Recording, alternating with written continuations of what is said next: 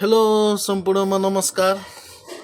अहिले अहिले हामी खाडीमा छौँ। खाडीमा अहिले एकदम दुःखदायी घटनाहरू घटिरहेछ। अहिले मतलब इरानले जति पनि खाडी मुलुक छ, Kuwait, Qatar, Bahrain, Dubai, Oman लगायतको देशमा हमला गरिरहेछ। अहिले भर्खरै हाम्रो कुवेतको एयरपोर्टमा पनि अहिले हमला गरिसकेको छ। अहिले एयरपोर्ट ब्यान भइसकेको छ। हाम्रो ठाउँ ठाउँमा बमहरू खसिरहेको छ। तपाईँहरू त्यहाँको एम्बेसीसँग सम्पर्कमा रहिरहनु होला। अहिलेको स्थिति ठिक छैन।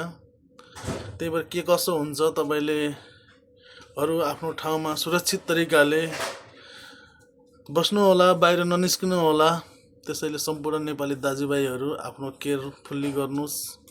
सकेसम्म बच्ने कोसिस गर्नु। के हो भने परदेशी जिन्दगी हो, नेपालमा बस्ने वातावरण छैन। परदेशमा बम बारुद दुनियाँको डर तरास छ। के गर्नु, परदेशी जिन्दगी यस्तै छ हजुर। अब सबैले आफ्नो ठाउँबाट केयर गर्नु होला। धन्यवाद।